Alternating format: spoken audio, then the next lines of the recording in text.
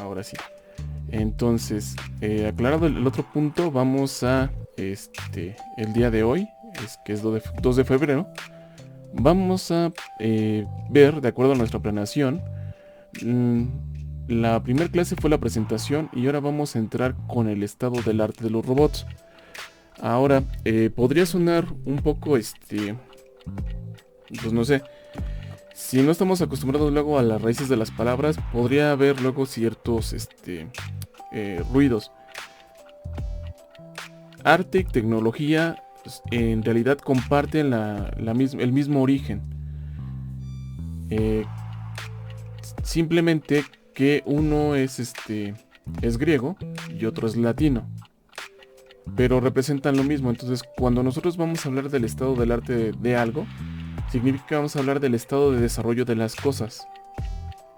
Entonces, un artista o ustedes incluso con lo que están haciendo en su labor de ingeniería, pueden alegar que están haciendo arte, porque el arte requiere de una preparación y requiere cuando menos de el análisis del ambiente. Entonces, tanto la ingeniería como la representación artística con la que nosotros manejamos son expresiones humanas que lo que están reflejando en primer grado es lo que sería una expresión del entorno, y en el caso de la ingeniería todavía es un poquito más específico porque va dirigido a la solución de problemas.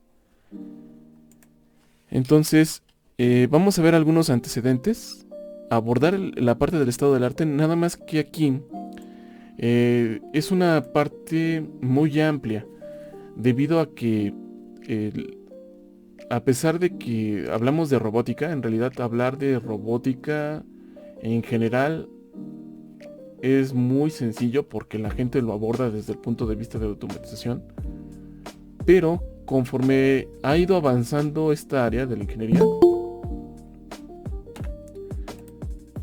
ay, ay, lo que nosotros vamos a encontrar es que se ha vuelto muy amplia y que hacer una descripción del estado del arte en general de la robótica puede resultar bastante complejo.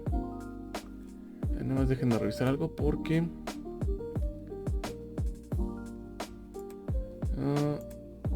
como a mí me marca un timbre, alguien ahorita tocó el timbre, entonces para que está. Ah, sí, ya entró Brian. Era el pendiente que quería revisar. Ahora, vamos a abordar con ciertos aspectos. Ahora, los tipos de robot, las clasificaciones, los vamos a ir viendo conforme nosotros avancemos. Ahora, en general, en lo que es el temario, como yo se los expresé, vamos a ver desde el robot básico, que es el robot serial, el robot antropomórfico, el robot paralelo y el robot móvil. Y cada uno también pertenece a una clasificación. Ahora, clasificaciones de robots hay demasiadas también ya en este momento. La clase de robótica como tal, la que nosotros vamos a ver, en realidad sirve como una introducción para ustedes al amplio campo de la robótica. Y está dirigida esencialmente a robots que están compuestos por cuerpos rígidos o que sus eslabones están diseñados como cuerpos rígidos. Pero si ustedes ahorita consultan el estado del arte de la robótica, van a encontrar que hay robots que son flexibles, robots que tienen cuando menos arquitecturas biológicas, y ya se vuelve algo demasiado más, un campo más amplio, y cada uno tiene una complejidad distinta. Y nosotros ahorita nos buscaríamos enfocarnos en lo que serían los componentes de los manipuladores, esencialmente porque los ingenieros estamos asociados con actividades industriales, pero esta misma actividad o estas mismas configuraciones las podemos tomar y las podemos llevar a lo que sería el campo de lo que es la robótica de servicios, que es el boom ahorita que tenemos. ¿Y cómo se define un robot de servicio? Como un robot eh, que tiene ciertas características, incluso puede ser un robot industrial, pero el cual es llevado a una zona o a una tarea en la cual va a desarrollar tareas no necesariamente del ámbito de la industria metalmecánica, sino puede participar en cualquier otro tipo de industria que no esté relacionada, y entonces es ahí donde se le considera robots de servicio. Y algunas aplicaciones. Esto también es un área muy grande. Generalmente esto como que pasaría a ser la segunda parte del curso. Si nosotros empezamos a ver o si esto tuviéramos una carrera de robótica dentro de la facultad, lo que nosotros encontraríamos es que sería necesario que darle un enfoque a los robots, porque también dentro de las aplicaciones que nosotros podemos encontrar a los robots van a ser muy variadas y cada vez van a ser más conforme vaya avanzando o haya ciertos requerimientos dentro de la sociedad.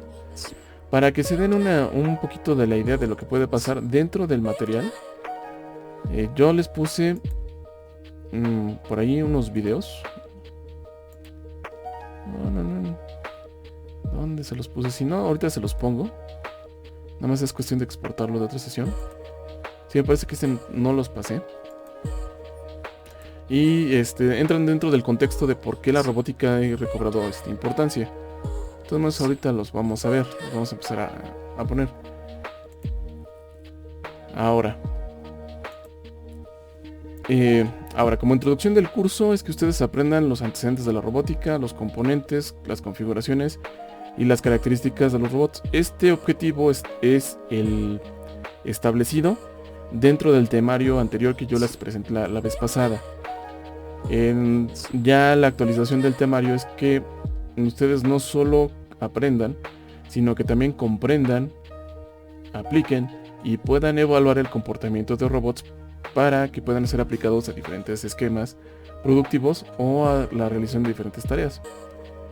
Ahora, con todo ello, vamos a iniciar esta introducción ya de lleno. Y lo que viene aquí sería empezar con preguntarnos qué es un robot, para definir muy bien lo que nosotros tenemos que estudiar dentro de este curso y que quede bien englobado lo que nosotros vamos a empezar a establecer como el elemento de análisis dentro de toda la clase. Entonces, por ejemplo, ¿ustedes cómo conocen o saben que se define un robot?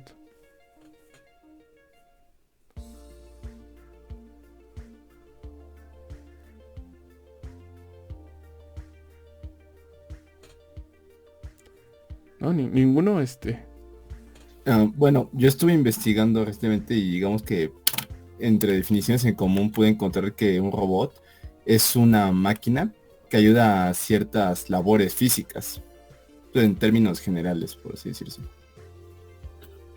Ok. ¿Alguien más? A ver, ¿alguien levantó la mano? Sí, alguien levantó la mano, adelante.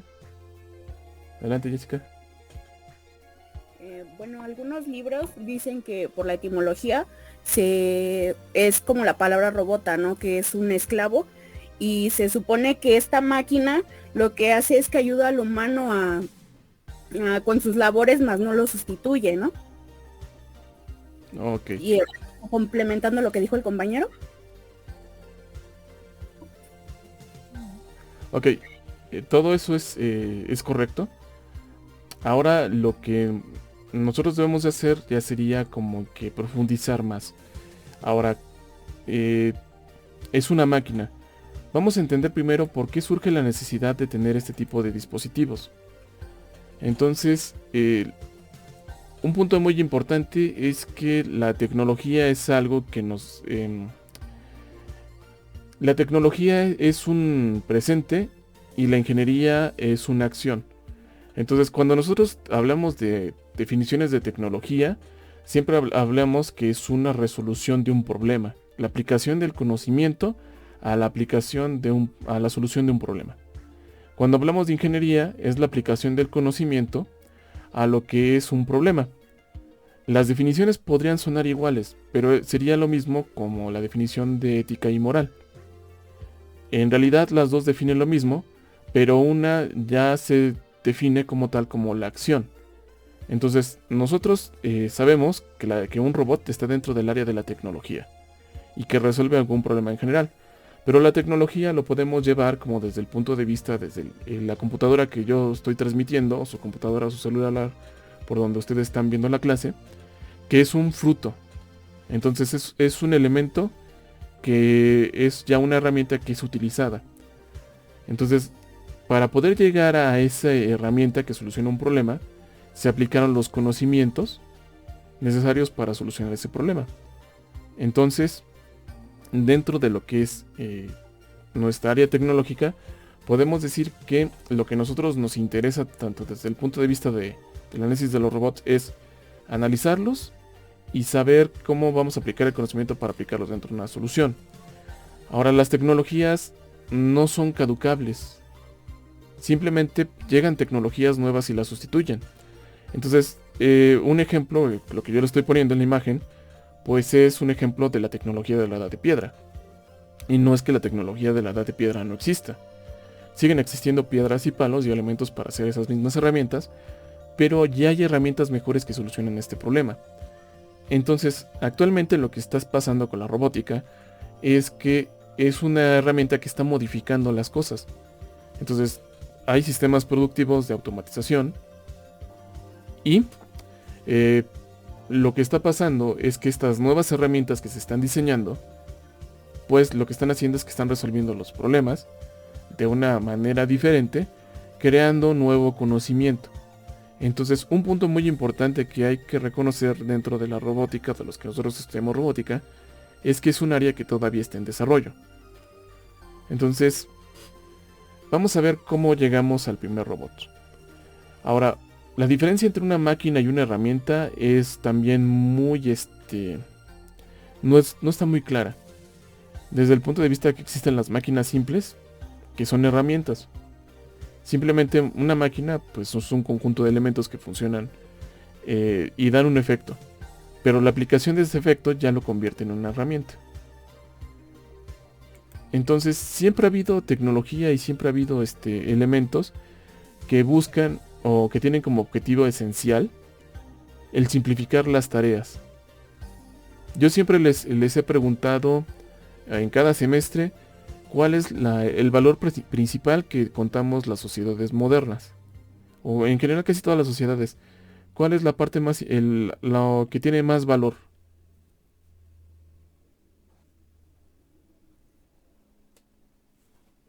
No sé si se lo han llegado a preguntar.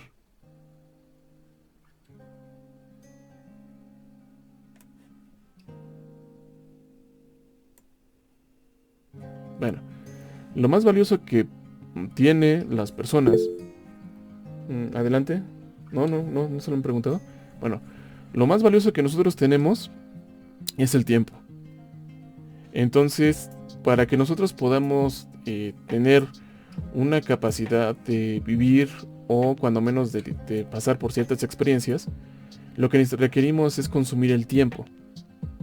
Eso significa que para tener tiempo libre se tiene que realizar algún tipo de actividad previa o cuando menos tener cubiertas ciertos tipos de necesidades. Entonces, históricamente lo que ha pasado es que sin importar qué tipo de sociedades, en cada momento lo que nosotros hemos hecho es buscar soluciones que simplifiquen las tareas que son más complicadas y que nos den la capacidad de tener ese tiempo. Y eso lo hablamos desde Babilonia hasta Grecia, donde lo que se hacía era diseñar mecanismos o elementos los cuales solucionaban algún tipo de problema, o ya en dado caso lo que hacían es que daban una sensación o le daban un mando específico a las personas.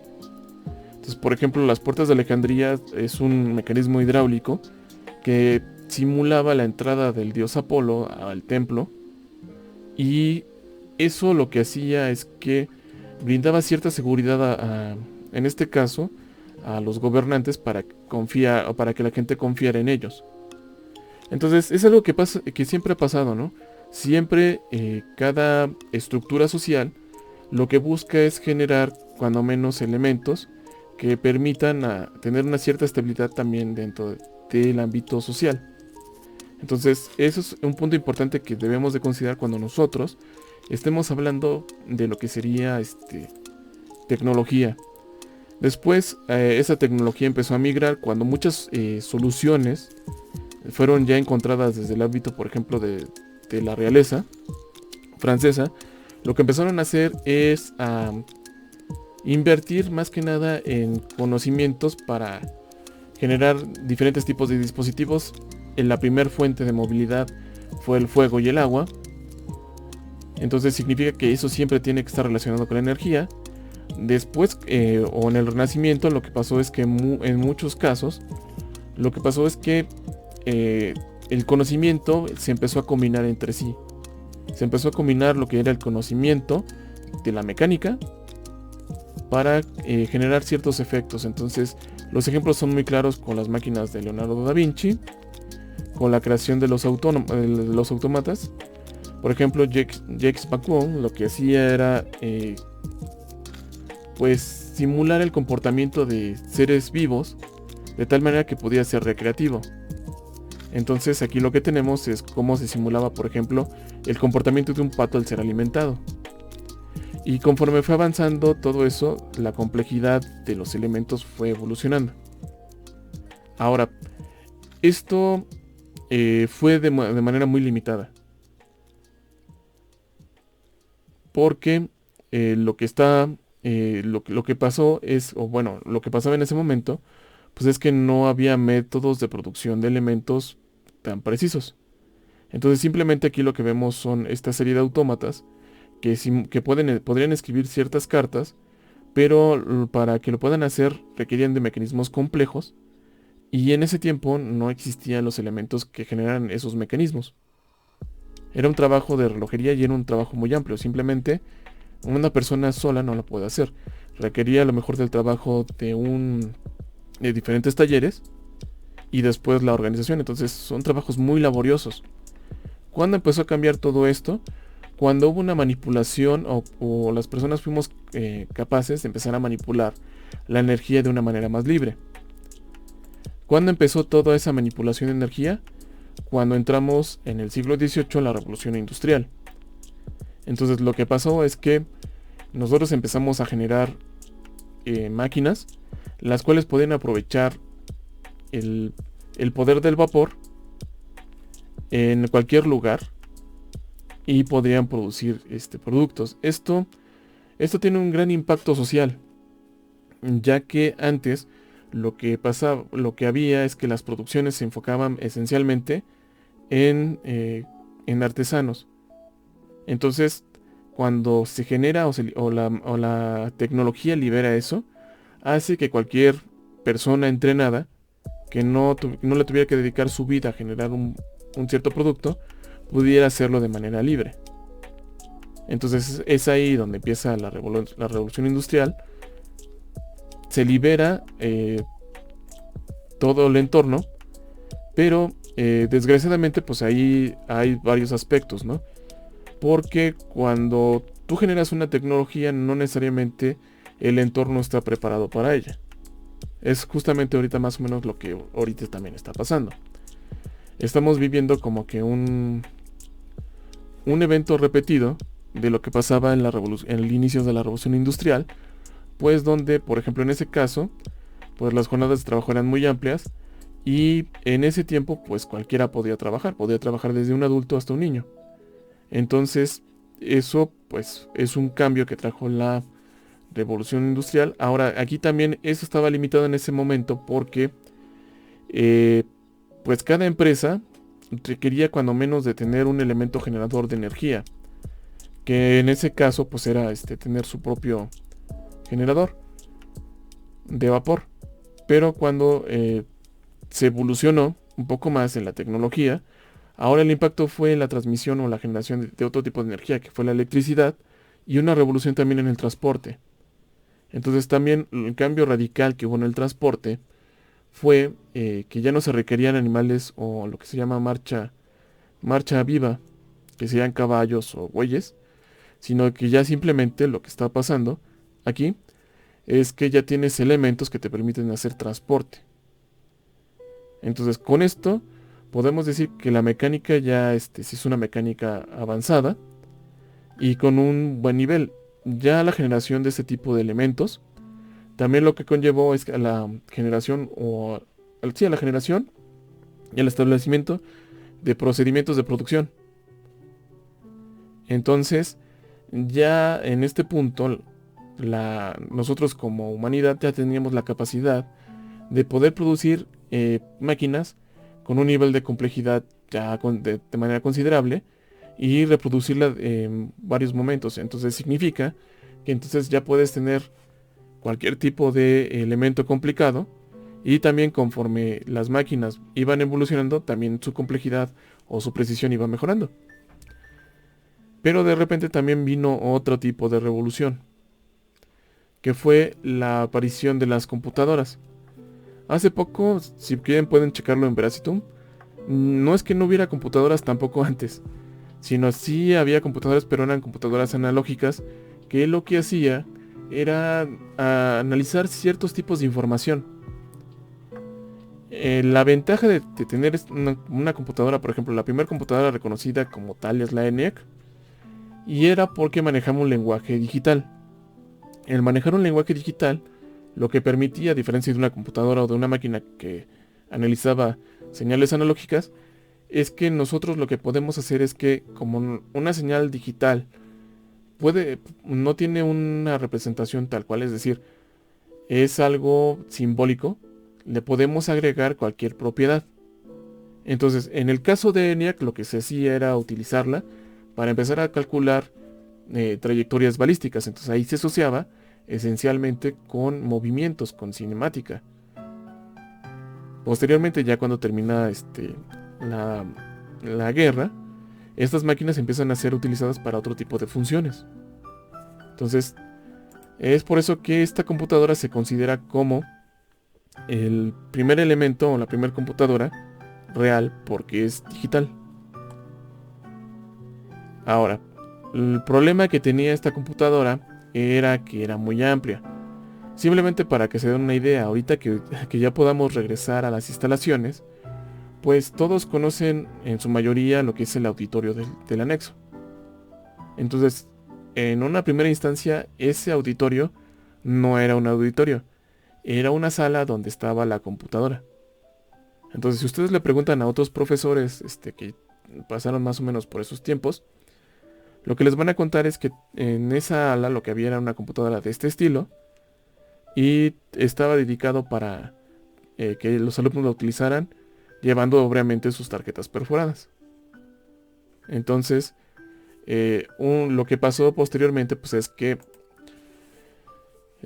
así como lo dicen los compañeros de electrónica, hubo una mejora dentro de la parte de metalurgia y se pudieron hacer nuevos componentes. Entonces, un punto importante es que antes lo que se utilizaban como elementos para guardar la información pues eran bulbos de vacío. El problema de los bulbos es que de repente estabas operando la computadora y se te fundían y lo tenías que cambiar, aparte del calor que generabas. Pero con la innovación de lo que era el transistor miniaturizado, ya se podían hacer las mismas operaciones en un espacio menor. Esto lo que abrió la puerta es a que es como la parte de nuestros procesadores, que conforme han ido evolucionando, pues se han hecho más pequeños y también se han hecho más potentes. Entonces esto también fue como que lo que estamos viviendo, pasar del bulbo a un sistema más pequeño, permitió crear sistemas más complicados. Ahora, si nosotros reunimos esos avances en mecánica y en informática y en programación, lo que vamos a encontrar es que esos elementos forman a un robot. Entonces aquí lo que estamos viendo es el primer robot que existe, o que existió, y fue de General Motors, el Unimate. Entonces fue una aplicación esencialmente para el área industrial, la parte automotriz, porque en ese momento, pues, los carros eran muy grandes, pero para evitar la corrosión, muchas de sus piezas tenían que ser cromadas. Entonces el problema de aplicar cromo dentro de un proceso es que el cromo es muy peligroso, y generalmente el proceso que involucra la aplicación del cromo dentro del metal es un proceso que produce cáncer a las personas. Entonces ese fue el objetivo esencialmente de producir el ENIAC dentro, o aplicarlo dentro de las líneas de ensamble. Ahora, de aquí, si nosotros juntamos o tenemos una máquina que tiene mecánica, que tiene electrónica, que tiene computación y que tiene programación, lo que vamos a encontrar o que vamos a ver es que un robot es un sistema mecatrónico. Entonces es por eso que la asignatura de robótica está dada casi al final de la carrera, porque para poderla entender o aplicar, lo que se requiere es que ya se sepan mucho de estas áreas. Entonces es tanto ventajoso como desventajoso. Esencialmente porque si hablamos de sistemas mecatrónicos, lo que vamos a encontrar es que lo que ellos buscan como objetivo los sistemas mecatrónicos es en establecer un balance dentro del diseño. Es decir, a diferencia de, por ejemplo, los sistemas mecánicos que habíamos visto en la antigüedad, no había un elemento que los regulara. Entonces, por ejemplo, en el caso de los autómatas que tenemos por acá, los propios engranes tenían que regular al sistema. Entonces, para que se hicieran los movimientos, pues era una tarea muy compleja y se tenía que hacer mecánicamente. En el caso de la programación, pues conforme también ha habido la complejidad de los lenguajes de programación, pues también se vuelve cada vez más complicado utilizarlos y cuentan con más funciones. Y la parte de control, tiene que ver esencialmente con la parte de cómo podemos sensar y cómo podemos retroalimentar un sistema. Entonces, de manera general, un sistema mecatrónico aquí está impartido que está cruzando este campo, pero si nosotros lo viéramos desde el punto de vista de la robótica, en realidad podría ser algo más amplio. Y es algo que ustedes van a encontrar si es que analizan el estado del arte, de la robótica por su cuenta, que van a encontrar que es algo demasiado amplio. Entonces, lo que nosotros vamos a hacer ahorita, dentro de este curso, es enfocarnos a los puntos importantes, en los cuales ustedes, si tienen interés en abundar dentro de estas áreas, lo puedan hacer. Ahora, aquí vamos a ver, o vamos a aplicar la parte de los sistemas mecatrónicos como tal, desde el punto de vista sistémico. Entonces, que realmente todos sabemos que es un sistema. ¿Estamos de acuerdo? Sí, Pues, en teoría, pero sí. Ok. Pero, bueno, para entender o establecer esta parte desde el punto de vista sistémico, pues nos tendríamos que ir a origen del concepto de sistema. Ahora, el concepto de sistema no es un concepto tan viejo como tal, ¿eh? En realidad es un concepto del siglo pasado. Y el primero en proponerlo fue un investigador. Creo que ya no les gusta que les digan holandeses, sino neerlandeses. Inversa Landi. Donde lo que empezó él a proponer fue el análisis de los elementos que conforman un conjunto y analizar sus interacciones. Ahora, para que nosotros podamos entender el estudio de los sistemas, tenemos que comprender varias cosas. Esencialmente que los sistemas están compuestos por diferentes elementos que van a tener una interacción entre ellos. De manera general, nosotros hemos manejado como la definición de sistemas, que es un conjunto de elementos que interactúan. Más aparte, en general se le ha agregado que que cumplen un fin en específico. Estoy de acuerdo, cumplen un fin en específico, pero también están relacionados por un solo elemento. Entonces, desde el punto de vista biológico, por ejemplo, aquí tenemos este ecosistema. Aquí también tenemos este otro ecosistema. Y la pregunta sería, si son sistemas, ¿cuál es el objetivo específico de estos sistemas? ¿Y cuál es el elemento que los une? ¿El medio podría ser? Específicamente el agua. No sé. En este, por ejemplo, tenemos el agua. En este también. Pero podemos tener a lo mejor un ecosistema en el desierto. También lo hay. Entonces, el agua es un elemento más del sistema, porque aquí lo tenemos. Y aquí lo tenemos en abundancia.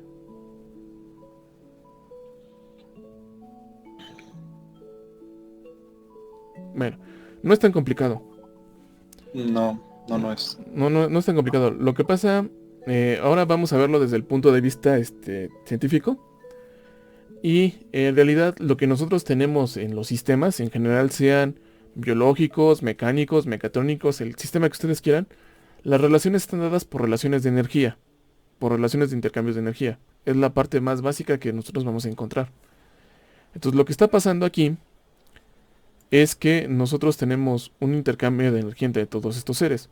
Ahora, el elemento que lo está uniendo es la energía. La energía en estos dos sistemas, o en cualquier ecosistema que nosotros vamos a encontrar, es la energía que proviene del Sol.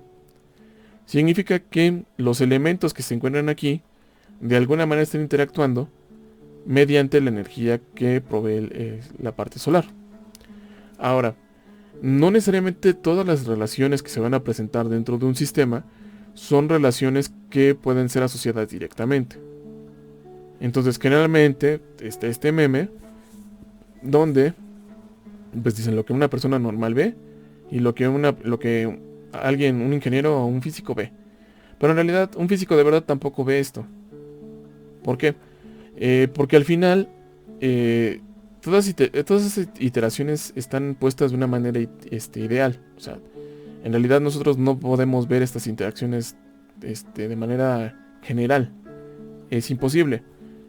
Lo que nosotros vemos son interacciones de manera particular. Entonces, nosotros lo que vamos a encontrar, por lo general en el caso de lo que es el ecosistema, es que todas estas relaciones provienen o están girando en relación de la energía que recibimos de un exterior. Ahora, aquí podemos distinguir que es muy claro que hay diferentes tipos de sistemas. Entonces aquí tenemos una llanura y aquí tenemos lo que sería un ecosistema dentro del mar. Ahora, vamos a llevar este mismo concepto. Ya sabemos que un robot, desde el punto de vista sistémico, es un sistema mecatrónico.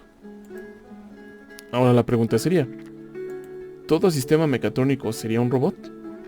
Y es la pregunta que nosotros debemos de contestarnos para que podamos definir todavía mejor los objetivos del curso. Entonces, en este caso, como ejemplo, yo siempre pongo el ejemplo del Bugatti Veyron, que sería como el sistema mecatrónico automotriz de los más avanzados. De hecho, en un momento sí fue el más avanzado, ahorita ya no lo es. Ahorita me parece que ya le ganan los sistemas de Ferrari, los que son híbridos y que tienen reconversión de energía. Entonces ya hay sistemas mecatrónicos incluso más avanzados que este. Pero vamos a tomarlo como ejemplo. Entonces, es un sistema mecatrónico por diferentes razones. Entonces, aquí hay una comparación, ¿no? Un sistema mecatrónico y un sistema mecánico total. El sistema mecatrónico pues es nuestro Bugatti Veyron. Y el sistema mecánico en este momento es el McLaren, este es el M1. Y este está totalmente mecánico, no tiene nada de circuitería ni nada. O sea, todo está en función del motor. Y mecánicamente es más complejo. Entonces lo que vemos es que en un inicio, aparentemente, las características del sistema mecánico son superiores a las del sistema mecatrónico. Pero el sistema mecatrónico tiene una cualidad, que puede responder a los elementos del entorno. Entonces, o incluso de manera interior. Entonces lo que estamos viendo es que el sistema mecatrónico tiene la capacidad de autorregular ciertas entradas que tiene del exterior y del interior para sacar un mejor provecho, para cumplir un objetivo. En el caso de estos vehículos, su objetivo es avanzar de manera muy rápida. Entonces, eso es lo que nos buscamos cuando nosotros tenemos un sistema mecatrónico. Ahora, tenemos este sistema mecatrónico avanzado. Y ahora vamos a ver este otro sistema. Este es de las primeras pruebas que hizo Google con su vehículo autónomo. Entonces, de hecho, es un vehículo más sencillo. Es un Toyota. No me acuerdo si era. No me acuerdo el modelo, pero era muy sencillo. Es un compacto. Y lo que podemos ver es que tiene una computadora Y lo que está haciendo es que el vehículo se está moviendo de manera independiente. Entonces, a pesar de que este es un sistema mecatrónico, digamos, un poquito menos complejo, hay una diferencia, ¿no? La diferencia que nosotros estamos notando es que se está moviendo de manera, pues, casi autónoma. Entonces, de aquí ya a lo mejor ya podríamos establecer, o yo les haría esta pregunta. ¿Cuál de los dos sistemas mecatrónicos es un robot? ¿El Bugatti es un robot? ¿O este vehículo que estamos viendo de pruebas es un robot? ¿Cuál ustedes consideran que es un robot?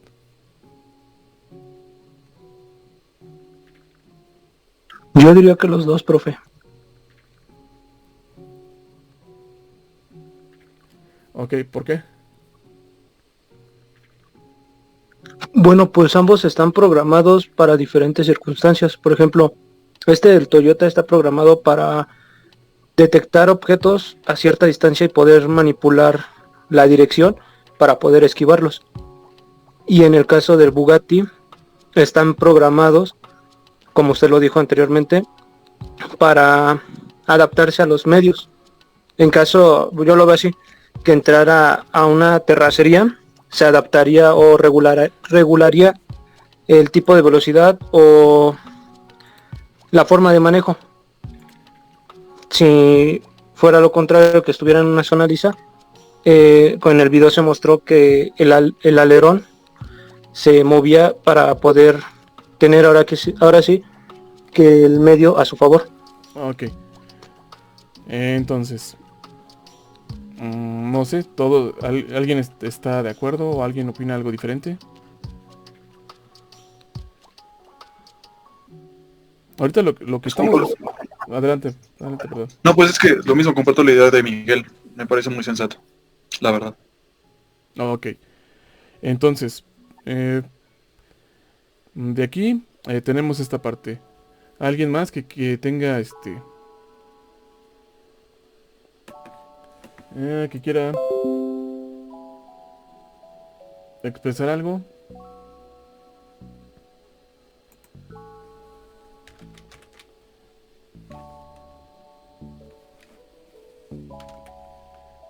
Nomás dejen.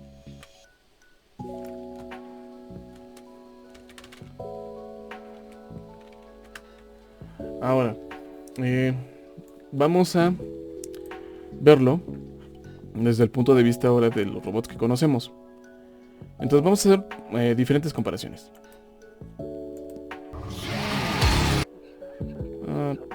Esta es publicidad. Fea publicidad.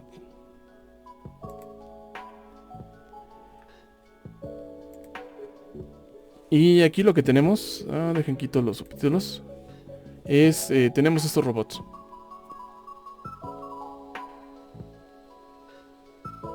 Entonces lo que ahorita estamos haciendo es deduciendo que es un robot. Ahora, este robot también es un sistema mecatrónico, ¿están todos de acuerdo?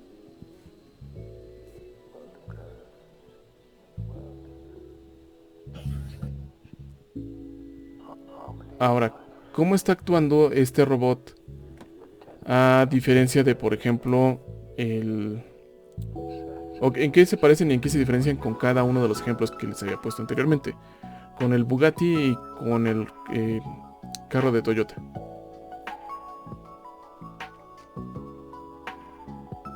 Supongo que tiene que ver por los sensores, ¿no? Por los estímulos del ambiente, su alimentación sería. Ok, pero No sé. los tres tienen sensores. Justamente lo que le iba a preguntar, no sabía si este estaba retroalimentado o no. Sí, está retroalimentado. Entonces no tengo ni idea. Ok. Bueno, para que sea más fácil. Sí, porque si no, podría ya como confundirlos. Déjenme abrir una ventana nueva. Lo que pasa es que generalmente no estamos acostumbrados a hacerlo, pero sí es muy importante. Cuando nosotros queremos saber algo, lo que tenemos que hacer es comparar, o hacer una tabla de comparaciones. Entonces, por ejemplo, nosotros vamos a hablar de un robot. Y generalmente cuando nosotros hablamos de un robot, lo que nosotros tenemos que definir sería, esto sería como el concepto. Y cada concepto lo que está acompañado es por predicados.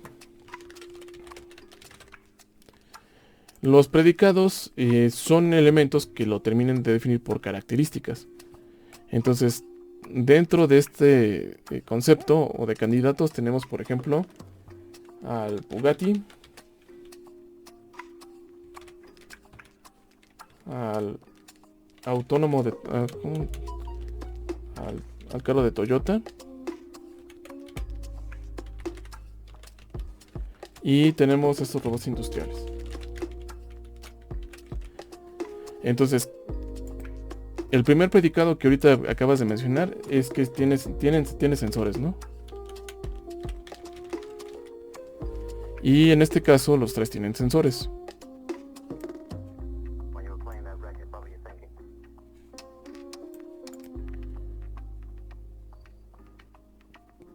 Ahora, aquí los vamos a actuar.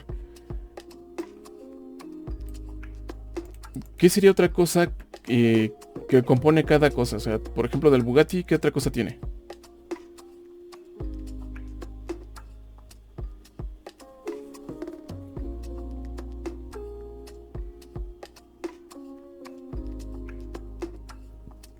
Supongo que los actuadores. Ajá, entonces, este tiene actuadores. Los tres tienen actuadores, ¿no? Nada más que en diferente forma, supongo, ¿no? Sí, exactamente. Entonces, los tres cumplen con actuadores. ¿Qué otra cosa tienen? Bueno, Supongo que el de específicamente el Toyota tenía una cámara, ¿no? la cámara cuenta como sensor. Entonces ya valió. No valió. No valió. ¿Qué pasó? Entonces, tienen sensores. ¿Qué otra cosa tienen en común? Bueno, tienen sensores. El Bugatti también tiene programación. ¿Todos son cuerpos rígidos? Perdón, no te escuché. ¿Todos son cuerpos rígidos? Bueno, sí, porque es mecánica convencional. Entonces, como cuerpos rígidos, podemos decir que tienen una estructura mecánica.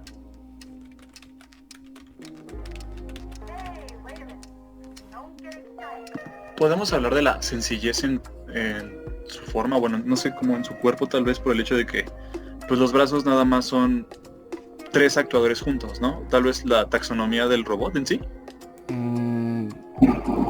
Tres No sé si está bien dicho actuadores eso. juntos. No, sí, pero vamos, de ahí. Ya. Es que sí es un elemento. Pero vamos a verlo. Cuando definimos un concepto, lo que tenemos son cualidades cuantitativas y cualitativas. Entonces, ¿qué es lo que define a las cosas? Bueno, lo que define a las cosas son las cualidades. O sea, en ese caso, la cantidad de elementos que lo componen no es un elemento que defina algo. Un ejemplo podría ser si tú comparas dos árboles. A ver, déjame hacer algo de aquí. No sería justo diferenciar un árbol por su cantidad de ramas o su cantidad de pétalos o por su cantidad de hojas que tienen a otro, ¿no? Sí, ya entendí. Entonces, como tal, los elementos, o bueno, la cantidad de elementos que lo componen no hacen una gran diferencia. Mejor dicho, no hacen diferencia en ese punto. Entonces ahorita lo que estamos poniendo más que nada son ciertas las cualidades que lo componen. Porque siguen definiendo un árbol. Entonces ahorita todo lo que estamos encontrando es que tenemos sistemas mecatrónicos. Entonces todo lo que estamos enlistando aquí es un sistema mecatrónico. Entonces la estructura mecánica es una cualidad. Si no tuviera estructura mecánica, pues simplemente no es un elemento. Ahora, algo que veo que no están percibiendo que tenga o la diferencia como una cualidad en cada uno de los casos. Por ejemplo, aquí lo que vemos es que estos brazos están haciendo una tarea y lo están haciendo de manera autónoma. O sea, tienen una tarea programada y no hay un elemento externo que les esté diciendo qué es lo que tienen que hacer. Con el hecho de su programación, ellos lo pueden ejecutar. Cuando nosotros, regresando a la parte del video, lo que vemos aquí es que este sistema mecatrónico, a pesar de ser muy complicado, no es el propio sistema el que toma las decisiones. Lo toma otro factor, que sería el conductor. Y en el caso de este sistema mecatrónico, él tiene la propia capacidad también de actuar. Entonces, una cualidad que está separando a estos sistemas mecatrónicos es la autonomía.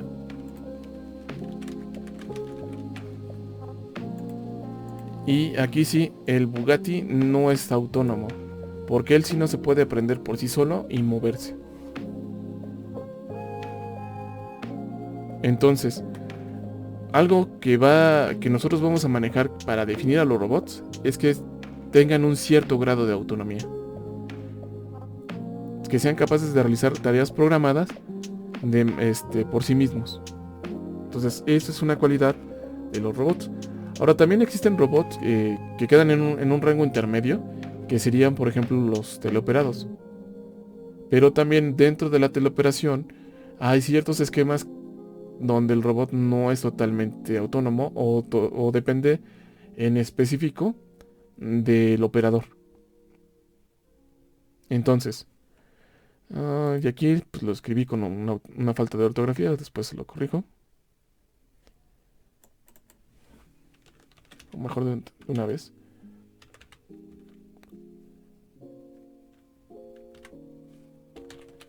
Y me falta el acento. Pero ahorita no me acuerdo. Entonces ahorita lo voy a dejar así. Entonces, ese es el punto esencial. Lo que nosotros vamos a definir como robot es que tenga cierta autonomía. Entonces, lo que nosotros vamos a encontrar es que no importa que a lo mejor los sistemas mecatrónicos que nosotros encontremos sean muy complicados. Si no pueden realizar tareas de manera autónoma, simplemente podemos decir que no es un robot. Ahora, ¿cuál es otra característica esencial? Que tiene una interacción con el entorno. Entonces aquí es evidente que este sistema mecatrónico pues, tiene una interacción por el entorno, que es moverse por la carretera. Tiene una interacción con su entorno al moverse en un espacio determinado. Y estos robots tienen una interacción con su entorno al manipular piezas y acomodarlas de cierta manera. Entonces, no es algo muy sencillo. Bueno, sí es algo muy sencillo, la verdad, definir cosas. Simplemente que no, se piensa que no es muy útil, pero en realidad es de las cosas más útiles que ustedes pueden hacer. Entonces, ya de entrada. Y bueno, ¿de dónde vienen esas confusiones? Vienen de aquí. Como mencionaba una de sus compañeras, ¿no? Hay diferentes definiciones de robots. Entonces, esas definiciones a veces no son tan buenas, ¿no? Porque si nosotros, por ejemplo, hablamos de la definición que tenemos en la RAE, vamos a hablar de una máquina o un ingenio, y cuando buscamos la definición de ingenio resulta que es una máquina que es electrónico y programable, capaz de manipular objetos y realizar operaciones antes reservadas solo a las personas. Entonces, aquí lo que está indicando es que un robot sí tiene la capacidad de suplantar a las personas, y de hecho sí lo tienen. Pero también es algo que no concuerda del todo con la realidad, porque, por ejemplo, un dron el volar no es una actividad que hagan las personas. Entonces, no es algo que esté, digamos, bien definido dentro del idioma español. Entonces, igual, entran dentro del cliché de la palabra robota de un libro. En realidad, lo que está aquí, aunque no, tal vez nadie quiere profundizar en eso, pero es que Al final, lo que estamos hablando es que es un dispositivo que va a hacer un trabajo. ¿Qué tipo de trabajo va a ser? Un trabajo físico, que va a interactuar con el entorno. Y bueno, también hay diferentes definiciones de acuerdo con dónde está establecido este sistema. Ahora, las definiciones más anticuadas están relacionadas o ven a los robots como elementos nada más dedicados a la industria. La realidad es que no. Actualmente ya tenemos robots que van a interactuar con el entorno y que van a hacer diferentes tipos de tareas. De hecho, aquí me equivoqué con esta lámina, que fue la que le agregué a esta presentación. Déjenla subo.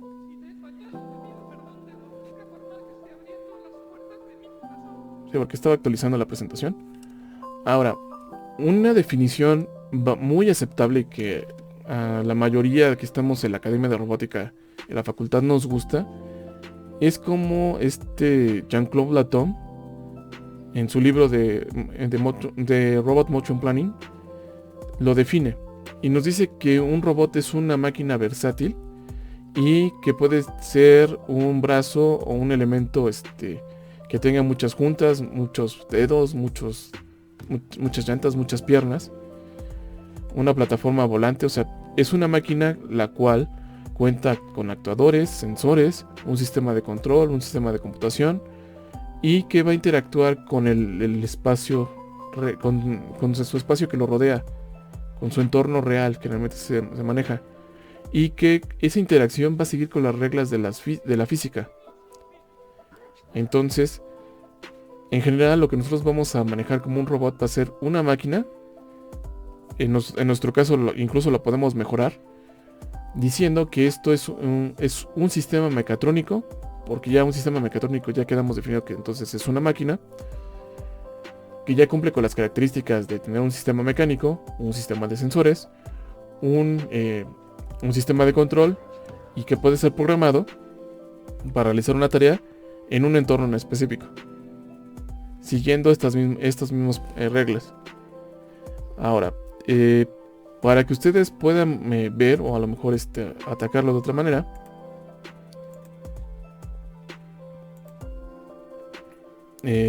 dentro de su primera investigación, aquí no me apareció, sí lo había definido. Entonces vámonos acá. Dentro de lo que sería la introducción, viene que ustedes pues escriban un ensayo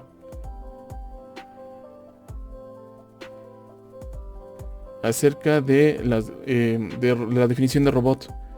Entonces yo aquí básicamente lo que les estoy pidiendo es que investiguen 3 definiciones de robot. Van a ver que van a encontrar varias y que en base de esas definiciones que ustedes encuentren puedan escribir un ensayo con las características que les había comentado dentro de la rúbrica.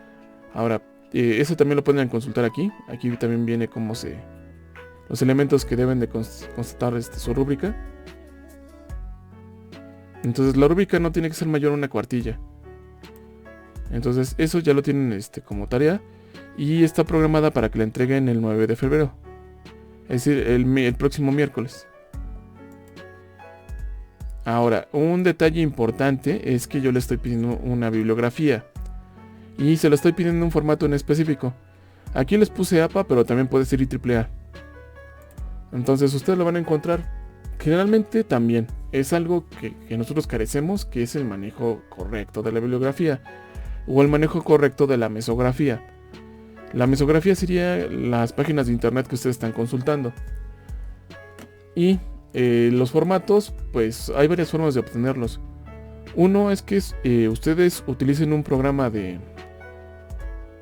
gestión de información como Mendeley o Sotelo, que son gratuitos, pero solamente si ustedes están interesados a lo mejor en escribir una tesis o en realizar algún artículo o una investigación ya más profunda. Una opción que es más sencilla es, por ejemplo, ahorita que cité a la Tom, lo que hice es que me vine al Google Scholar. No me gusta yo les recomiendo buscarlo aquí en Google Scholar. Aunque aquí lo traduzca como Google Académico, sí hay una gran diferencia si les aparece Google Académico o Google Scholar. Yo les recomiendo que lo manejen aquí. Entonces ustedes pueden tener su bibliografía Y para que no batallen en la generación de la cita, aquí viene la parte de citas. Entonces si ustedes le dan clic, lo que ustedes van a encontrar van a ser los formatos de la cita en diferentes nomenclaturas. Entonces viene la APA, la ISO y la MLA. Esta sí no sé qué es. Pero la ISO y la APA son comunes. No está como IEEE. E incluso tiene opciones de poderla exportar a diferentes gestores de información. Pero si ese es el caso, lo pueden hacer como yo. La copian y la pegan dentro de su investigación. Entonces tienen esa tarea para hacer. Y bueno, con esto llegaríamos ahorita a un poquito a la mitad de la clase. Lo que vamos a ver ahorita vamos a tomar el descanso de 10 minutos. Y lo que vamos a ver va a ser el contexto con el que nosotros vamos a desenvolvernos, o en el que se desenvuelve, mejor dicho, la robótica. El de nosotros todavía es un poquito más sencillo, entonces vamos a quedarnos aquí. Vamos a hacer una pausa de 10 minutos, entonces nos vemos a las 6:10 para continuar con la clase.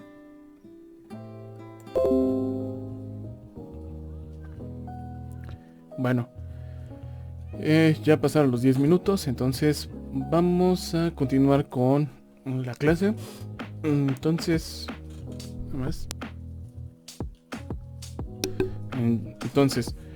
ahora lo siguiente que tenemos que quiero mostrar dentro de esta parte del estado del arte sería hacernos la pregunta y empezarles a provocar una reflexión. Y la pregunta o esa reflexión quiero iniciarla con esta pregunta: ¿por qué los robots se han vuelto tan importantes?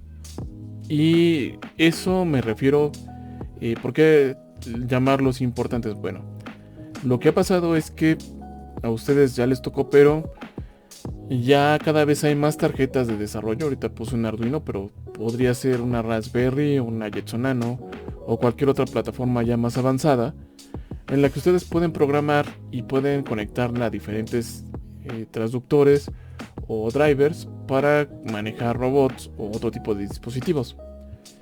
Y también lo que vamos a encontrar es que también ya hay diferentes herramientas, como este robot de la marca Robotis, que va dirigido esencialmente para que niños de diferentes edades se acerquen a lo que sería la robótica. Lo mismo encontramos aquí este concepto de robots modulares, en los cuales estos bloques se pueden ir juntando y se puede armar un robot que pueda tener diferentes características. Entonces, de aquí no sé si alguna vez se han preguntado por qué cada vez hay más pues más robots o más herramientas que acerquen a las personas a los robots. No sé si se lo han preguntado alguna vez.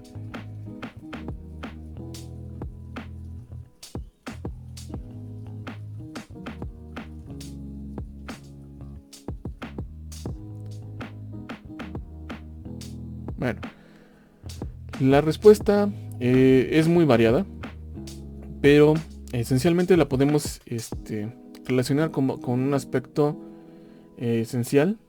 Gracias, Brian. Y uno de ellos tiene que ver con lo que sería la distribución poblacional. Entonces, este indicador, yo creo que ustedes ya lo conocen, que es la pirámide poblacional.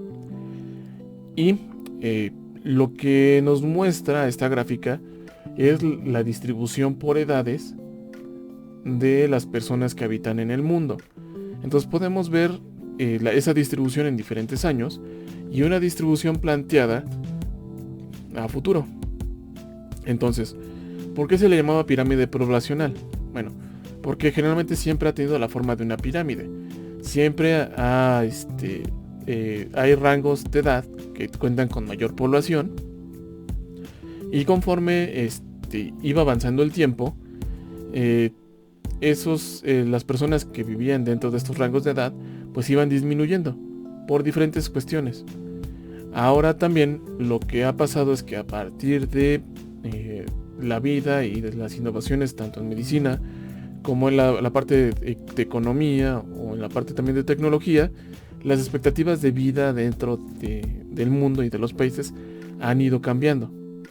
Entonces, una de las principales causas que nosotros vemos en esas modificaciones es que lo que vamos a encontrar es que la pirámide poblacional va a cambiar en su distribución y tiene un impacto importante dentro de la parte económica, porque hay un sector o un rango dentro de esta pirámide poblacional, el cual es un sector que es productivo, es decir, produce bienes a un determinado nivel. Entonces, ¿qué es lo que se espera? Bueno, generalmente, como está planeada la sociedad, lo que se espera es que la parte que es productiva tenga la capacidad de poder mantener a los estratos que están por debajo de ella, es decir, a los más jóvenes, a los que todavía no son adultos, y posteriormente pueda apoyar a las personas que se encuentran en los estratos más arriba, ya digamos las personas de tercera edad que requieren de cuidados y que también ya son retiradas. Entonces, esa es una expectativa, pero no, vamos, que se cumpla se requieren de ciertos aspectos. Entonces, uno de ellos es principalmente cómo se va a proyectar. Entonces, lo que vemos aquí dentro de la proyección de 2050 es que vamos a notar una disminución considerable dentro de la distribución del rango productivo. Y va a haber un aumento dentro del rango de lo que serían personas ya de tercera edad o personas ya jubiladas. Eso lo que conlleva es una escasez de mano de obra. Ahora vamos a aterrizarlo a lo que sería la población del país. Estas son proyecciones que tiene, por ejemplo, el INEGI. Y lo que vemos es que esta era la distribución en el año 2010, donde todavía se podía notar como esa especie de pirámide, donde lo que se esperaba es que las personas que pasaran estos rubros fueran las personas que estuvieran dentro de un rango más productivo. Ahora, lo que está pasando, o la tendencia global, es que también hay una disminución dentro de la población que es joven. Eso lo que conlleva es que a futuro haya una escasez de mano de obra y que la gente no, o que los ciertos puestos de trabajo no se puedan cumplir. Ahora, esto es en general del país. Este es, por ejemplo, del área metropolitana. Lo que podemos encontrar entonces es que cuando se venga estas variaciones dentro de la población, pues lo que va a pasar es que vamos a encontrar menos personas dentro de un rango productivo, y también eso también lo que conlleva es que vamos a encontrar personas o menos mano de obra capacitada dentro de áreas en específico.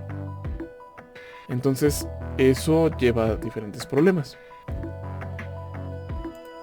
porque los esquemas como se plantearon, o los esquemas productivos, son empresas donde hay mano de obra.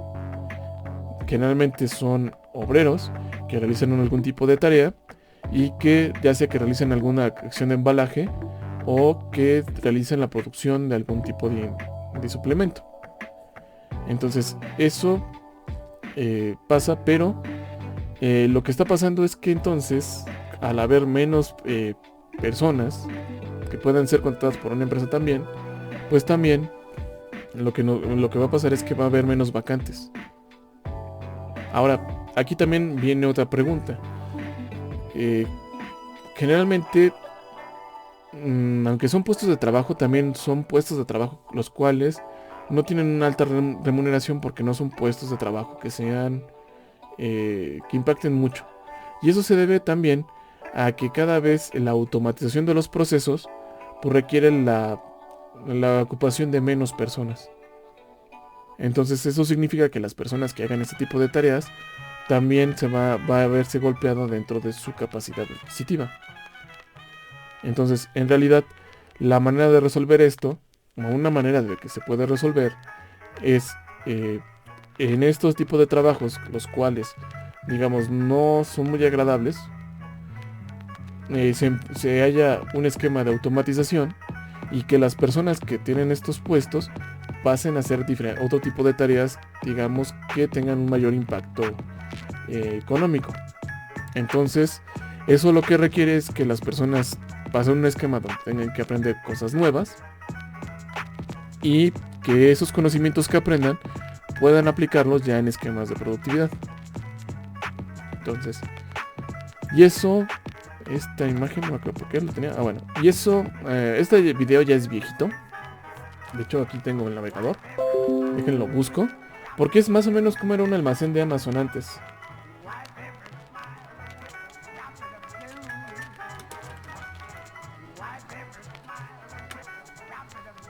Entonces, antes lo que pasaba pues es que estaban los diferentes productos, estaban, si se dan cuenta, bueno, antes si ustedes compraban en Amazon, hace un tiempo atrás, sí indicaba más o menos dónde se encontraban las cosas, entonces tenía indicado dónde se encontraba, en qué lugar, y como pueden ver, no había un orden en específico. Podías encontrar las salsas de tomate al lado de a lo mejor de las consolas de videojuegos, porque era la manera como iban almacenando. Entonces no había un orden tal cual, y es por eso que antes te cobraban el envío inmediato, porque requerían un procesamiento. Entonces este es un proceso que digamos que está semi automatizado, pero ya actualmente las plantas como este tipo, donde pues también no sé si han visto las noticias, los trabajadores de Amazon entraron en huelga porque las horas de trabajo son muy complicadas, y también el trabajo que se hace pues es un trabajo de ir acomodando cajas. Entonces no ha sido como que un trabajo muy agradable. La manera en que cómo lo han estado resolviendo es en mejorar la automatización. Y eso lo que ha hecho es que han incluido robots móviles, los cuales tienen la capacidad de transportar los anaqueles. Entonces, en el lugar de que un conjunto de personas vayan y armen un pedido, ahora lo que pasa es que los robots manejan mejor los inventarios, se agrupan mejor los productos y les llevan directamente a las personas los insumos para que ellos puedan armar los productos de las personas. Entonces, es una mejora dentro de todo eso, sí es una mejora que vuelve más eficiente un proceso. Y ahora los trabajadores ya no requieren a lo mejor de hacer tanto esfuerzo físico. Y eso es dentro de la planta. No sé si también han visto el esquema que tienen, que próximamente lo que quieren también es automatizar directamente los envíos. De tal manera que en el lugar de tener depender de una empresa de reparto o de repartidores, haya robots que naveguen y que pues den los productos directamente a los clientes.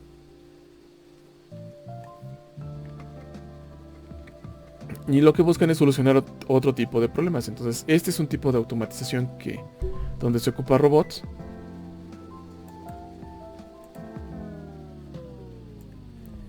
El otro, y esto, por ejemplo, dentro de lo que les comentaba, ¿no? De lo que es la robótica. Este tipo de robótica, este tipo de robots, ¿cómo los podríamos considerar? ¿Como robots industriales o robots de servicio? De servicio, ¿no? Yo diría de servicio hasta cierto punto. O se puede haber una especie de híbrido entre los dos. Es muy difícil, pero sí es un robot de servicio porque déjenme ahora busco. ¿Quién tendría? Ford me parece que sí tiene.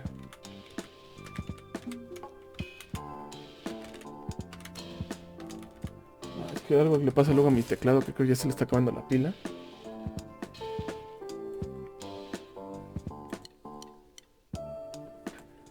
Y bueno, en este caso serían robots de servicio porque no están haciendo una actividad de metal mecánica. Entonces, si nosotros vemos los robots, por ejemplo, una planta, y en específico tiene que ser ahí. Entonces, una disculpa.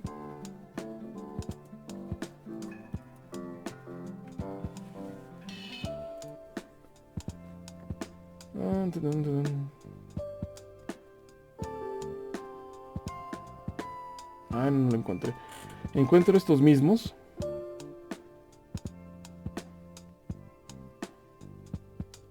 Ok. Deje nada más compruebo que sea. la información que quiero mostrarles, bueno, son, en este caso sí son robots de servicio, porque están cumpliendo con una función en la cual están transportando objetos, pero no están transportando metales. Ahora, la diferencia entre robots de servicio y robots industriales a veces no es tal cual, sino simplemente es donde los estás aplicando. Entonces, estos sí ya serían un robot de tipo industrial, como tal. Y la única diferencia es que este tipo de robot lo que está haciendo es que está manipulando lo que serían productos metálicos, como las piezas del chasis o las piezas de la carrocería de los vehículos. Entonces, como tal, este sí es un robot industrial, pero la diferencia que vamos a encontrar a veces es simplemente dónde colocas al robot. Entonces, por ejemplo, lo que vimos es que estaba haciendo una actividad industrial, pero ahora lo que estamos viendo es que está haciendo una actividad de servicio. Que tome el café es una actividad de servicio, que te rasque la cabeza es una actividad de servicio, pero ya que tome un objeto, por ejemplo, aquí que está tomando la barra y que la va a colocar, eso ya no es una actividad de servicio. Y de eso, si se dan cuenta, eso ya pasaría a ser como que, a pesar de que aquí está como que una celebración, en realidad ya sería como que el esquema que se espera que se trabajen dentro de las industrias, donde las personas en realidad, en lugar de estar haciendo los procesos, estarían supervisándolos. Y eso entra dentro del esquema de industria 4.0 y la industria 5.0. Actualmente estamos en el esquema de industria 4.0, que sería tienes una máquina, tienes una persona que están colaborando dentro de un proceso, y a su vez, aunque aquí no lo muestran, debe de haber un elemento que sense el trabajo de la máquina y de la persona. Entonces, dentro de estos esquemas, donde las personas colaboran con robots, lo que está pasando es que hay un elemento que está sujeto a otro. Generalmente esa división se llama como agentes. Entonces, la persona pasa a ser un agente, el robot pasa a ser otro agente, pero a su vez debe de haber otro agente que regule a estos dos, o uno de estos regula al otro. Entonces puede ser que el robot esté regulando las funciones del operador, o el operador esté supervisando las funciones del robot. Entonces esos ya son los esquemas que se esperan aplicarse dentro de la robótica. Entonces la división entre una robótica de servicio y una robótica industrial ahorita ya se está viendo modificada. O sea, todo esto sí ya estaba, pero ahorita ya se está experimentando por lo que pasó o lo que está pasando dentro de la pandemia. Porque hay procesos todavía que no pueden ser automatizados. Un proceso que no puede ser todavía automatizado, por ejemplo, es el embalaje de ciertos productos alimenticios, porque se corren ciertos riesgos. Entonces un ejemplo pues serían las galletas. Las galletas no puedes automatizar el envasado de las galletas porque se pueden romper. Entonces generalmente tienes un grupo de trabajadores que hacen ese tipo de proceso. O también otra cosa es que si tú metes una máquina dentro de un ambiente controlado que maneje alimentos, puede haber algún tipo de contaminación. Entonces, para evitar esa contaminación, todavía muchas industrias lo que buscan es tener personal capacitado dentro de estas áreas de comida que hagan ese tipo de embalaje o que manejen los alimentos. Entonces aquí tenemos un conjunto de personas, y aquí lo que tenemos es un conjunto de otro tipo de industria que sería la industria manufacturera de los robots. Generalmente es la mayoría de los robots que existen están en este tipo de industria. Y aquí también este sería como que una imagen de un esquema anterior, no como el que estábamos viendo donde estaba la persona junto con el robot.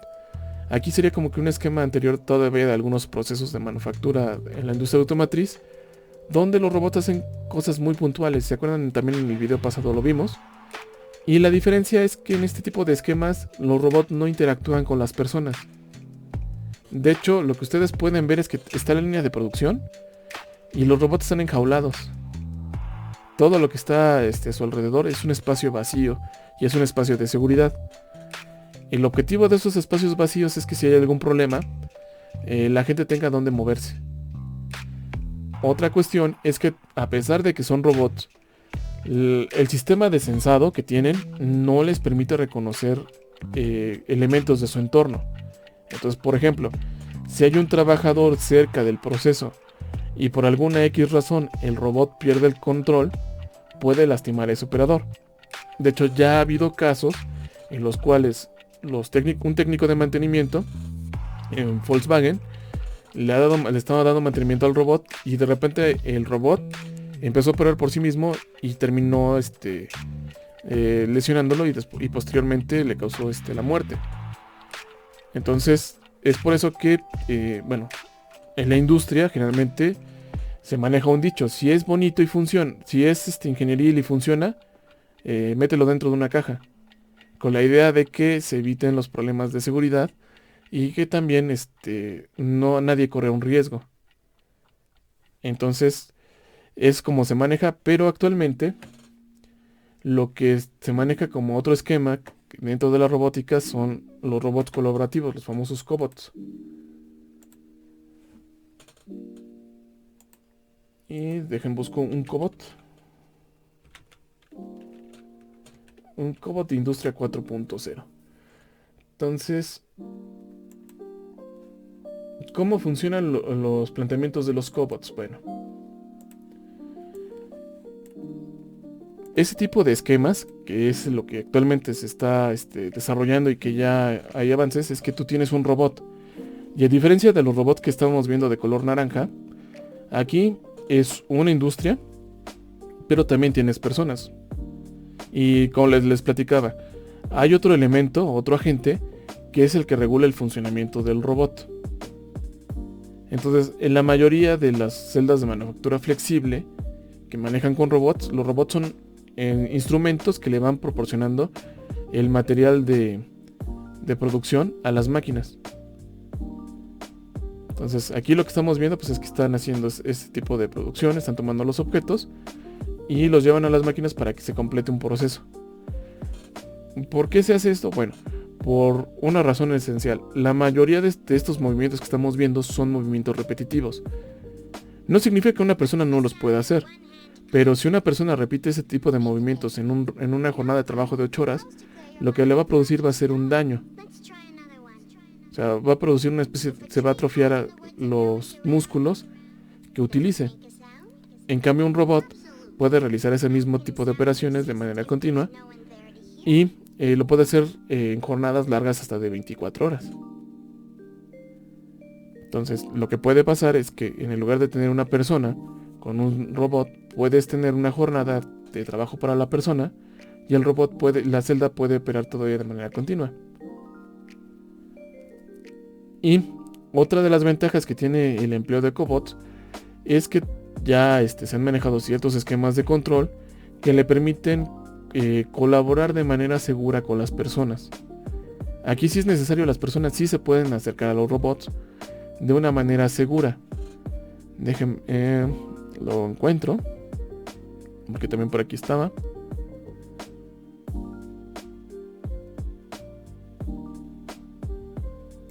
Me parece que es hasta acá. Es aquí. Entonces, con los avances de algunos esquemas de control, lo que permite es que las personas puedan tomar robots. O sea, por ejemplo, la marca es Universal Robots. Y lo que se busca es que todas esas personas que les había mostrado, que eran los trabajadores, ahora pasarían a ser entrenadores de robots, así se les denomina. Y lo que hacen es que van grabando las funciones de los robots.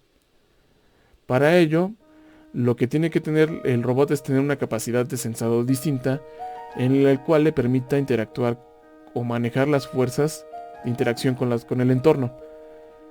Entonces, una de las principales interacciones que va a tener los robots cuando toma un objeto es que pues, tiene que cargarlo. Pero cuando se encuentra con una persona, que aquí se reinició, es que la persona tiene que tener la capacidad de moverlo y grabar las funciones para que realice la tarea. Y no solo eso, también si se llega a presentar algún tipo de colisión mientras el robot está operando, el robot tiene que tener la capacidad de detenerse para que no le cause ningún daño a la persona. Entonces, ese es un esquema que se espera. Ahora, ¿es una buena idea conjuntar robots con personas? Es una idea muy buena. Porque si nosotros tuviéramos una industria nada más con robots, es decir, si nosotros nos vamos a un esquema como el que les estaba presentando en la lámina, donde únicamente tienes robots o únicamente tienes personas, en este caso, este esquema lo que está sacándole provecho es la capacidad que tiene el robot de hacer tareas de manera consecutiva y repetitiva sin detenerse. Pero todas esas tareas son programadas. Significa que si hay algún error o una toma de decisión, este sistema no lo puede hacer. Si tú tienes un esquema donde tienes personas trabajando, es un esquema flexible donde si se presenta un problema se puede resolver de manera rápida. La limitante es que este sistema no puede funcionar durante tiempos prolongados. Entonces, esa es una dificultad. Si se plantea un esquema donde se pueden combinar personas junto con robots, se van a combinar los dos aspectos. Un aspecto donde tú tienes un elemento dentro de la empresa que puede funcionar de manera continua y otro elemento dentro de esa línea de producción dentro de una empresa que puede resolver los problemas de manera flexible. Entonces esa combinación ya se ha analizado y resulta que es más productiva que esquemas que son que se manejan de manera individual. Entonces ese sería como que el esquema de la industria futura cuando nosotros ya involucremos a robots. Entonces significa que los robots en un futuro no van a desplazar a las personas. Simplemente lo que va a pasar es que van a modificar el esquema como las personas van a trabajar. E incluso los esquemas con los que los robots van a trabajar con las personas. Pero como es algo que todavía no se sabe, pues es algo que causa todavía mucha inquietud. Entonces, no sé si cuando menos de esta parte tengan alguna duda, alguna pregunta. No, profe, todo bien. Ok. Ahora, otro de los aspectos también que lleva a esto, de la disminución o de cómo se está distribuyendo la parte poblacional, un ejemplo muy claro, también, bueno, dentro de los videos que yo les puse, un ejemplo claro es China, que de acuerdo a sus políticas, como han llevado esa distribución poblacional, pues ahorita ya se están enfrentando a un problema donde no están encontrando la mano de obra suficiente para cubrir esas demandas. Pero eso también lo que conlleva es que también haya cada vez personas que estén en los estratos hacia arriba. Y cuando uno va envejeciendo, lo que va pasando es que obviamente, como ustedes saben, pues nuestras funciones se van deteriorando. Significa que cuando una persona envejece, lo que va a requerir es de cuidados específicos. Entonces, generalmente en un esquema convencional, como se vería dando anteriormente, pues el principal soporte de estas personas, o de estas personas de tercera edad, pues son su familia. Entonces, o lo que también hay es que hay instituciones que se dedican a darles cuidados. Pero esas personas o sus familiares también lleva algo. También son personas y significa que también van a envejecer.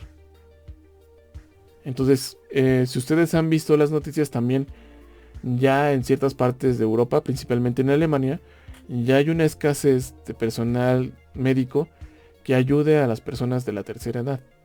Entonces en Alemania ya hay muchos jubilados, pero ya hay una escasez de cuidadores. Y eso es porque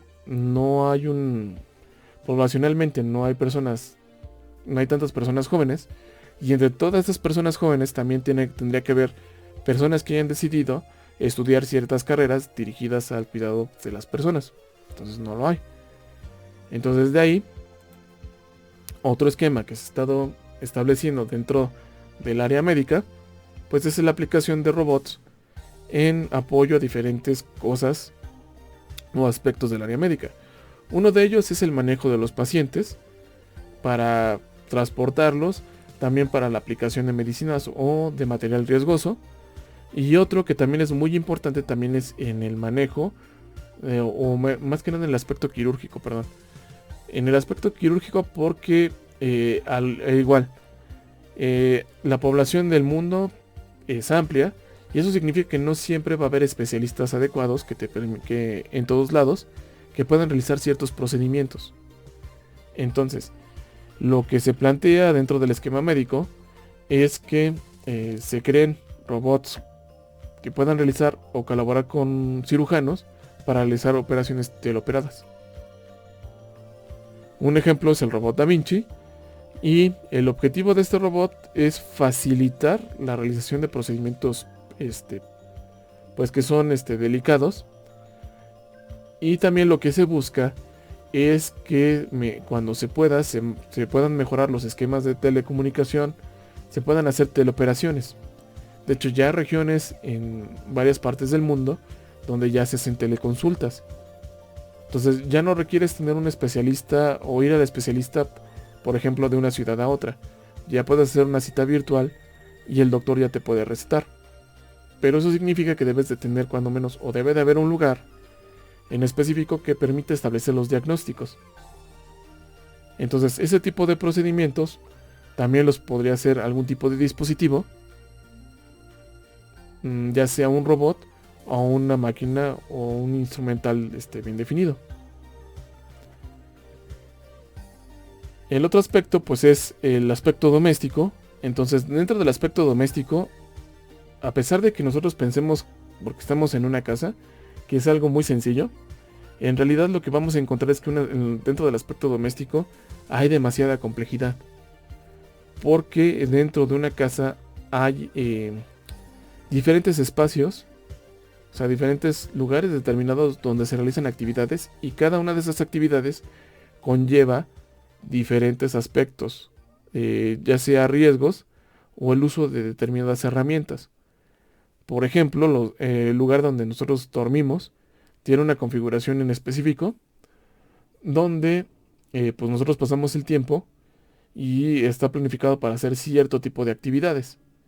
Y ese tipo de actividades es muy diferente a las que podemos hacer, por ejemplo, en la cocina. Y ahí tenemos un contraste. Y todavía es diferente, por ejemplo, a las actividades que se realizan en una sala. Entonces, cada una conlleva el mantenimiento de esas áreas para la seguridad de las personas. Entonces, eso lo que lleva es al manejo de herramientas peligrosas, de trabajo constante, y también el contacto con químicos que pueden llegar a causar algún tipo de problema. Entonces también es otro tipo de aplicación en el que se busca involucrar a los robots. Y con esto lo que nos lleva es que dentro de la robótica hay tres grandes áreas. El área industrial, que actualmente está cambiando con la participación de cobots y la aplicación de nuevos esquemas de control y también de distribución. La robótica de servicios, que también se está volviendo muy especializada, el diseño de robots en específico. Y el otro es la robótica militar. Entonces, en la robótica militar generalmente lo que se busca pues es la realización de actividades peligrosas y el apoyo al personal militar. Entonces, nosotros generalmente lo que vamos a hacer dentro del curso es que nos vamos a involucrar en estas. No vamos a tocar aspectos de la robótica militar, pero como ustedes pueden ver, no varía mucho. Simplemente podemos tomar un robot diseñado para la industria, aplicarlo en un servicio o directamente en una actividad de este tipo. Eso es porque tienen mucha flexibilidad. Vamos a decirlo así. Los robots son máquinas que también son flexibles a comparación de los esquemas actuales. Entonces, lo único que hay que trabajar es en las herramientas con las cuales este tipo de dispositivos van a interactuar con el entorno. Ahora, como tal, las industrias más grandes de robótica están dirigidas a la parte que sería la robótica industrial.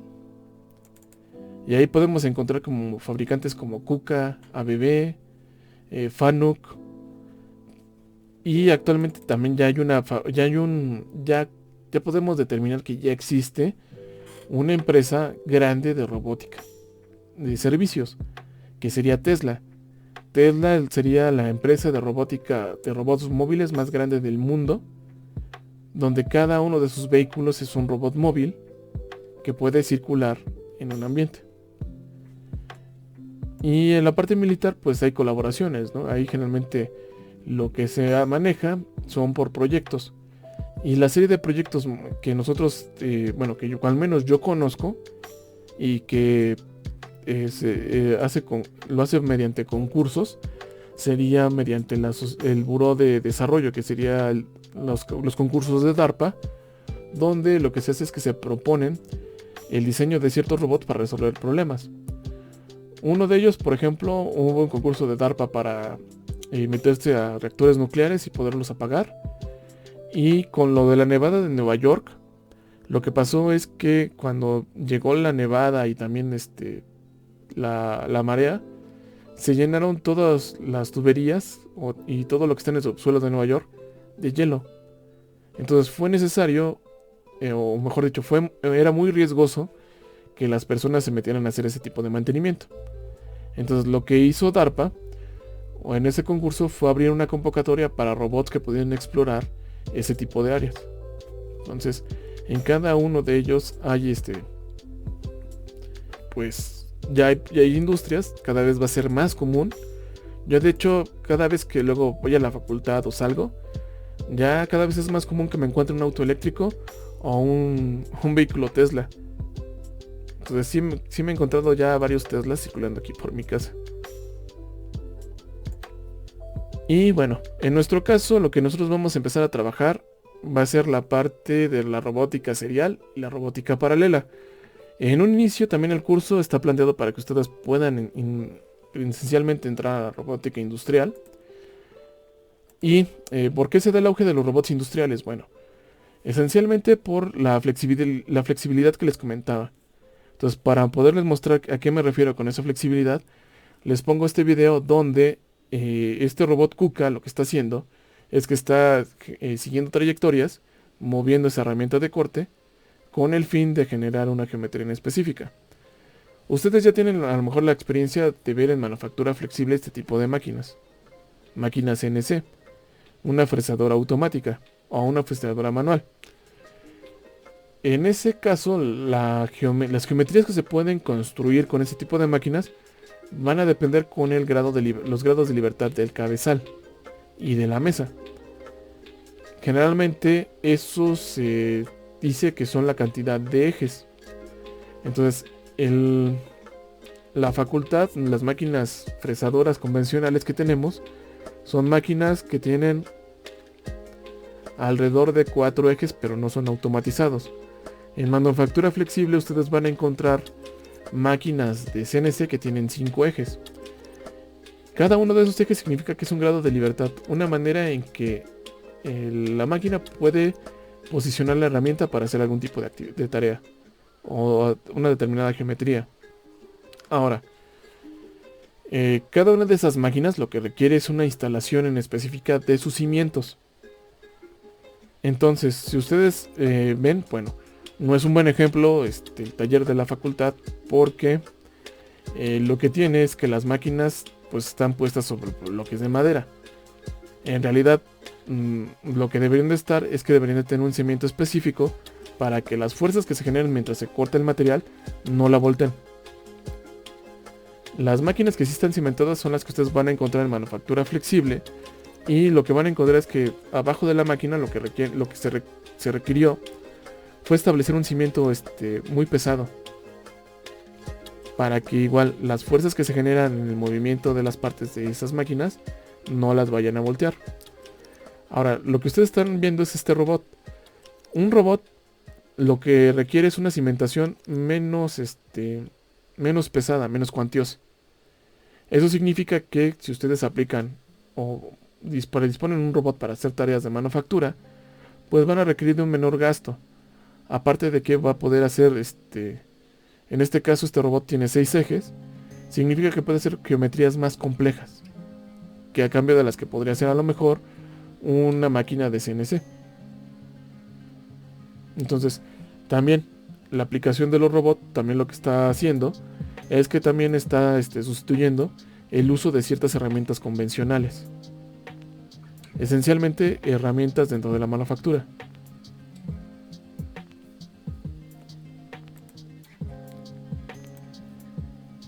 Y en servicios el campo es muy amplio, o sea, puede ser desde robots que nos asistan con el café o haciendo tareas, robots que compren nuestro mandado, que nos den indicaciones, o robots que nos ayuden a combatir incendios. Entonces, como prácticamente si nos salimos de la industria metalmecánica hay un sinfín de actividades que se pueden hacer, pues es la capacidad, son donde nosotros podemos involucrar a los robots. Entonces, esto son videos, ya no creo, yo creo que ya no nos da tiempo de hacerlo. Y bueno, ya si quieren para que finalicemos la clase y que ya no nos tome mucho tiempo, porque también estar pues en una clase de introducción pues es mucho bla bla bla, es bastante aburrido. Entonces les recuerdo que tienen en su